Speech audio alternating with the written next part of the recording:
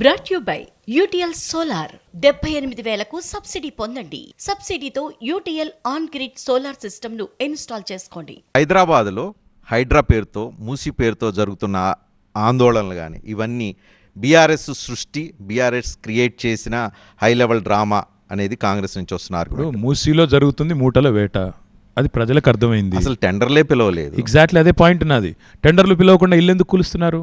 DPR లేకుండా ఇల్లు ఎందుకు కూలుస్తున్నారు? అసలు కోల్చనే లేదు. ఎవరు చెప్పారు మీకు? ఎవరైతే వాలంటరీగా ఏరియాలో అక్కడి నుంచి బయటికి వెళ్ళిన వాళ్ళని వాళ్ళ ఇల్లుని వాలంటరీగా తీసేస్తున్నారు. రజనీకాంత్ గారు మీరు ఒక్కసారి దయచేసి మీ కెమెరాలను మూసి పరివాహక ప్రాంతంలో ఇల్లు కూల్చిన కాడికి చిన్న పిల్లలు కూలిపోయిన ఇంట్లో వాళ్ళు ఇటుకలు పేర్చి మళ్ళీ ఇల్లు కట్టే ప్రయత్నం చేస్తున్నారు. చూసి చూడలేదంటే ఎట్లా రజనీ? ఈ ప్రభుత్వానికంటే సరే నిజాలు అంగీకరించడానికి మనసు ఒప్పకపోవచ్చు.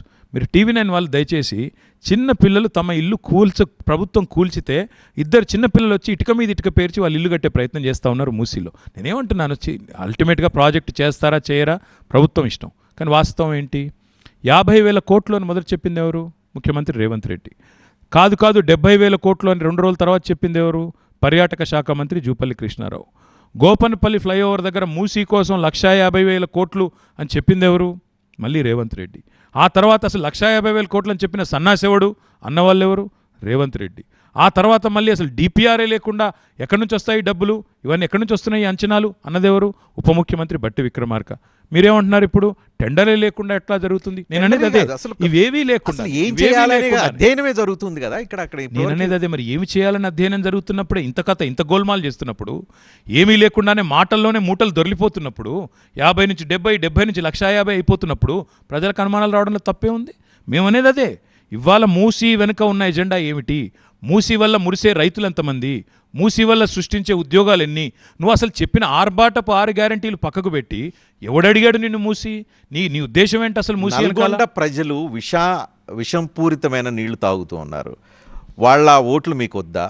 వాళ్ళు ఈ తెలంగాణలో లేరా అనేది మీకు వస్తున్న సూటి ప్రశ్న. నేను సూటిగా చెప్పేది ఒకటే, మీరు కాంగ్రెస్ వాళ్ళ భావదారిద్రపు మాటలు వింటే పాపం నేనేం చేయలేను. ఒకటి మాత్రం చెప్పగలను, 60 ఏళ్ళు నల్లగొండకు విషపు నీళ్లు తాగించిందే కాంగ్రెస్ ఫ్లోరోసిస్తో. దాన్ని తొలగించి మిషన్ భగీరథ నీళ్లు తాగించింది మేము. నెంబర్ 1. నెంబర్ 2, ఇప్పుడు మీరు చెప్పారా ఏది మూసీ వల్ల విషపు నీళ్ళని? 100% ఎస్టీపీలు కట్టిందే మేము రజనీ గారు. ఇప్పుడు ఆ ఎస్టీపీలకు రిబ్బన్లు కట్ చేస్తున్నది, గోడలకు సున్నాలు వేస్తున్నది రేవంత్ రెడ్డి. ఇప్పుడు 4,000 కోట్ల రూపాయలతో 100% ఎస్టీపీలు హైదరాబాద్లో కట్టింది బీఆర్ఎస్ ప్రభుత్వం. నిజంగా రేవంత్ రెడ్డికి నల్లగొండకు నీళ్ళు ఇవ్వాలన్న చిత్తశుద్ధి ఉంటే, మూసీ ప్రక్షాళన చేయాలన్న చిత్తశుద్ధి ఉంటే, రిజువనేషన్ అనే చిత్తశుద్ధి ఉంటే, పునరుజ్జీవం అన్న చిత్తశుద్ధి ఉంటే ఆయన చేయాల్సింది ఒకే పని. 4,000 కోట్లతో ఎస్టీపీలు ఏవైతే కట్టామో 90% పూర్తయినాయి, మిగతా 10% పూర్తి చేయాలి. కొండపోచమ్మ సాగర్ నుంచి నీళ్లు తెచ్చి గండిపేటలో పోస్తే కేవలం 1,100 కోట్ల రూపాయలతో స్వచ్ఛమైన నీళ్లు నల్లగొండకు పోతాయి. మరి దానికి 150,000 కోట్లు ఎందుకు? ఎవరి కోసం? ఢిల్లీకి మూటలు పంపడానికి కాకపోతే? 1,100 కోట్ల రూపాయలతో ఈ ప్రాజెక్టు చేయవచ్చు అని 18 మే 2023 నాడు మేము ఆనాడు తెలంగాణ క్యాబినెట్లో అధికారులు చెప్తే తీర్మానం చేసి కొండపోచమ్మ సాగర్ నుంచి గండిపేటకు, అంటే గోదావరి నీళ్ళు తీసుకొచ్చి కృష్ణా ఉపనదిలో పోసి రెండింటి అనుసంధానం చేయడానికి ప్రణాళిక రూపొందించాం. ఇవాళ 1,100 కోట్లతో అయిపోయేదానికి 150,000 కోట్లు ఖర్చు పెట్టాలి అని ముఖ్యమంత్రి అంటే, ఢిల్లీకి మూటల కోసం కాకపోతే దేనికోసం అనాలి? నేను చెప్పండి మీరు నాకు. నల్లగొండకు నీళ్ళు ఇవ్వాలంటే 1,100 కోట్లు చాలు. దానికి ఇదంతా ఎందుకు, ఆర్భాటం ఎందుకు? సో సరే, నల్గొండ వాళ్ళకి మీరు సొల్యూషన్ చెప్పారు. మూసీలో మురికి కంపులో మురికి కూపంలో బతుకుతున్న వాళ్ళు మంచి ఆహ్లాదకరమైన ప్లేస్లో మంచి డబుల్ బెడ్రూమ్ ఇంట్లో వాళ్ళు ఉండొద్దా? మళ్ళా చెప్తున్నారు రజనీ గారు, మీరు ఇప్పుడు మూసీ పరివాహక ప్రాంతానికి మీరు వెళ్ళి మీ మైక్ పెట్టండి. అక్కడ ఉన్న వాళ్ళ ఒక్కొక్క ఇల్లు విలువ కోట్లల్లో ఉంటుంది. ఎందుకంటే అక్కడ 50-60 గజాల్లో కట్టుకున్న ఇళ్లలో కూడా 2-3 అంతస్తులు ఉన్నాయి. వాళ్ళు ఏం చెప్తున్నారు మీరు చూడండి దయచేసి, అక్కడ ఉండే ప్రజల ఆవేదన చూడండి. 2048 దాకా మాకు ఈఎంఐలు ఉన్నాయి, గవర్నమెంట్ మమ్మల్ని కబ్జాదారులు అంటోంది. ఇదే కాంగ్రెస్ ప్రభుత్వం ఉన్నప్పుడు మాకు రిజిస్ట్రేషన్ చేశారు, ఇదే కాంగ్రెస్ ప్రభుత్వం ఉన్నప్పుడు మాకు పర్మిషన్ ఇచ్చారు, ఇదే కాంగ్రెస్ ప్రభుత్వం మాకు ఆనాడు ఇంటి పన్ను కట్టించుకుంది, విద్యుత్ పన్ను కట్టించుకుంది, నల్లాకు పన్ను కట్టించుకుంది. ఇవాళ నన్ను కబ్జా కోర్ అంటోంది, నన్ను డబుల్ బెడ్రూమ్ ఇంటికి పొమ్మంటోంది.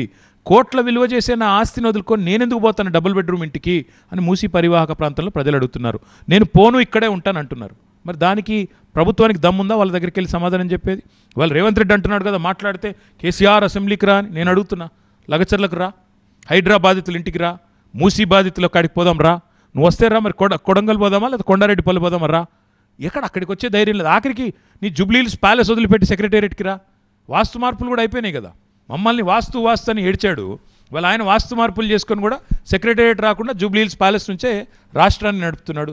నేనేమంటా రజనీ గారు, అసలు ప్రజల సమస్యలు ఎక్కడున్నాయో అక్కడ చూడకుండా వాళ్ళకి ఇష్టం లేని పని మీరెందుకు రుద్దుతున్నారు? వాళ్ళు వద్దంటున్నారు కదా, మేము బాగానే ఉన్నాం, నిక్షేపంలాగా ఉన్నాం, మూసీ తీరంలో ఉన్నాం, మీరు నీళ్ళని బాగా చేయండి సరిపోతుంది. ఏదైతే మూసీ నది ఉందో దాన్ని బాగా చేయండి, మంచినీళ్ళతో నింపండి అంటున్నారు తప్ప. Brought you by UTL solar. 78,000కు సబ్సిడీ పొందండి. సబ్సిడీతో UTL on grid solar system ను ఇన్స్టాల్ చేసుకోండి.